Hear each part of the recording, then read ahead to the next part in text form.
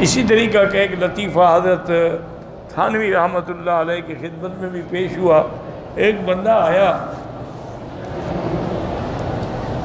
اور حضرت کے لیے کوئی ہدیہ، کوئی مٹھائی لے کے آیا. حضرت نے اپنے خادم سے فرمایا کہ بھئی اس مٹھائی کو 2 حصوں میں برابر تقسیم کر دو. آپ کی 2 بیویاں تھیں تو آدھا ادھر دے دو، آدھا اس گھر میں دے دو. وہ چلا گیا. کچھ دیر کے بعد حضرت نے پوچھا کہ بھئی آپ آئے کیوں تھے آخر؟ انہوں نے کہا جی آیا تو میں بیعت ہونے کے لیے ہوں. انہوں نے فرمایا اللہ کے بندے تمہیں پتہ ہے کہ جو آدمی میرے لیے کوئی ہدیہ لے آئے میں اس کو بیعت نہیں کرتا. تو انہوں نے کہا ٹھیک ہے جی، اگر آپ مجھے بیعت نہیں کرتے ہیں نا تو آپ میری مٹھائی واپس کر دیں.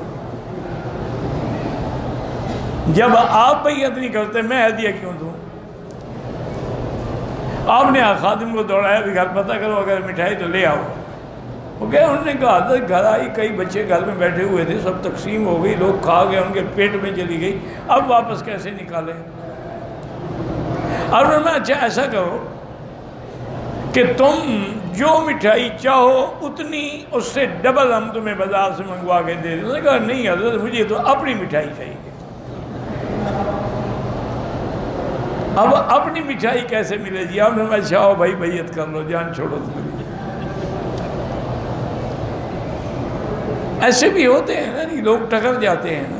میرے اپنے بزرگ تھے حضرت مولانا الیاس صاحب رحمۃ اللہ علیہ، حضرت مولانا ادریس صاحب انصاری کے بھائی تھے. اور مولانا ادریس صاحب تو صادق آباد میں ہوتے تھے پاکستان میں، اور مولانا الیاس صاحب جو ہیں وہ مکے میں ہوتے تھے.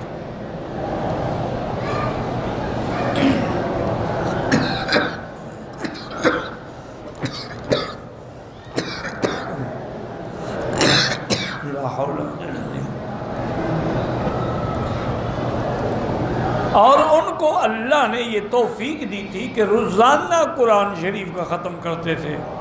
گرم دار ہونا تھا، رکھی ٹھنڈی ہو جاتی ہے.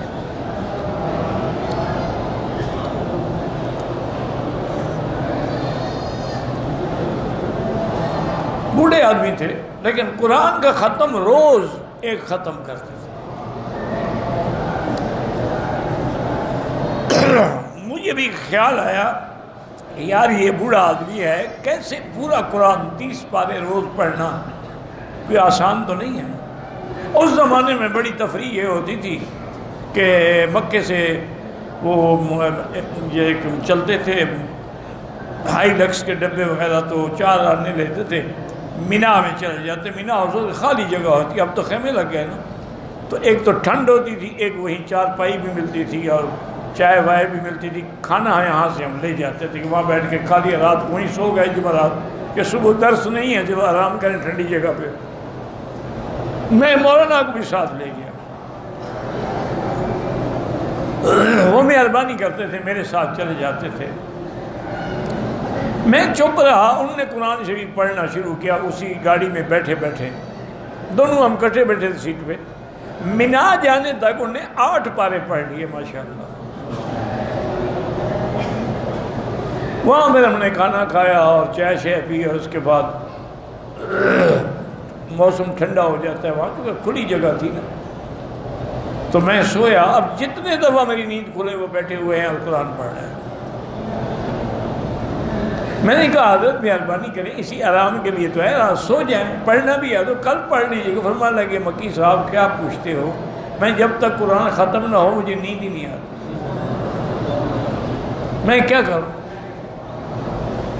اللہ نے ڈیوٹی لگا دی ہے، بس ہم لگے ہوئے ہیں. صبح کی نماز کے قریب انہوں نے قرآن ختم کیا، اذان ہوئی، ہم نے نماز پڑھی. واپس کہنے لگا اچھا بس اب میں جا کے سو جاؤں گا، مجھے ناشتہ بھی نہیں کرنا ہے. تو ان کا واقعہ ہے کہ وہ حضرت حسین احمد مدنی رحمۃ اللہ علیہ کی خدمت میں پڑھتے تھے دارالعلوم دیوبند میں. انہوں نے دور حدیث ان سے پڑھا تھا. تو انہوں نے جا کے عرض کیا کہ حضرت آپ مجھے بیعت کر لیں، میں آپ سے بیعت ہونا چاہتا ہوں.